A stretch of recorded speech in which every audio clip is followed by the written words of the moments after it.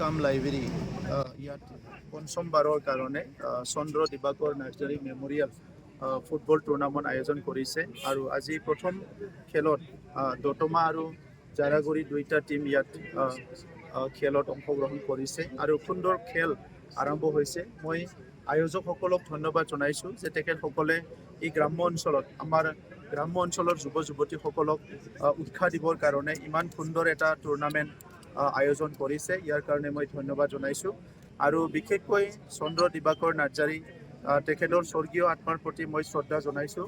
তেখেতে জীৱিত সময়ত এই বৃহত্তৰ অঞ্চলৰ সমাজৰ লগত মিলি সমাজক বিভিন্ন দিশত আগুৱাই লৈ যোৱাৰ কাৰণে বিভিন্ন কণ্ট্ৰিবিউশ্যন আগবঢ়াইছিলে।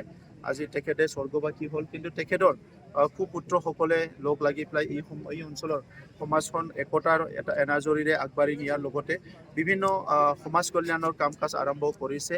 বিশেষকৈ আমাৰ ৰাজু নাৰ্জাৰী ডাঙৰীয়াৰ নেতৃত্বত এই অঞ্চলত বহুখিনি কাম কাজ ইতিমধ্যে আৰম্ভ হৈছে আৰু এই ষ্টেডিয়াম যিটো ৰুৰেল ষ্টেডিয়াম এটা আছে, ইয়াত যিহেতু যোৱা 5টা বছৰ খেল আয়োজন কৰিছে আৰু এই খেল আয়োজন কৰাটো অকল মানে দুইটা টিমৰ মাজত এটা টুৰ্ণামেণ্ট এনেকুৱা নহয়। ইয়াত বৃহত্তৰ অঞ্চলৰ বিভিন্ন জাতি জনগোষ্ঠী যেতিয়া এটা খেল অনুষ্ঠিত হয় তাত হাজাৰ হাজাৰ লোক অংশগ্ৰহণ কৰে আৰু নিজৰ মাজত এটা সমন্বয়ৰ এটা পৰিৱেশ গঢ়ি উঠে। গতিকে সেই সমন্বয় গঢ়া লগতে আমাৰ গ্ৰাম্য অঞ্চলৰ যুৱ যুৱতীসকলক ছাত্ৰ ছাত্ৰীসকলক উৎসাহ জনোৱা এই গোটেই মহান কামৰ কাৰণে মই তেখেতসকলক ধন্যবাদ জনাইছোঁ। আৰু আপোনালোকে জানে যে এতিয়া ভাৰতবৰ্ষত খেলৰ এটা নতুন জাগৰণ আহিছে। ভাৰতৰ প্ৰধানমন্ত্ৰী ডাঙৰীয়াই খেলো ইণ্ডিয়া এটা ডাঙৰ মিছন আনিছে। আমাৰ অসমত খেলৰ এটা ডাঙৰ জাগৰণ আৰম্ভ হৈছে। মুখ্যমন্ত্ৰী ডাঙৰীয়াই খেল মহাৰণ আৰম্ভ কৰিছে। আমাৰ বিটিআৰ অঞ্চলতো বিভিন্ন খেল ধেমালিক উৎসাহ দিয়াৰ কাৰণে বিটিআৰ চৰকাৰে ডাইৰেক্ট আমি ছাপোৰ্ট কৰি আছোঁ। আমি ইতিমধ্যে ডুৰাণ্ড কাপ অনুষ্ঠিত কৰিলোঁ।